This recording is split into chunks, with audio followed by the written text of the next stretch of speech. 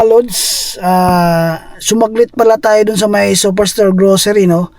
Para lang, kasi naubusan na kami ng pangbaon sa para pang araw-araw. Kumuha ako ng ganito, chips Ahoy na parang chocolate muffins, dalawa, KitKat, tapos saging pati, tapos isang loaf bread. So ang nabayaran natin mga lods is $17.22. Kasi nga meron tayong points sa credit card na hindi pa natin nare-redeem, which is $10.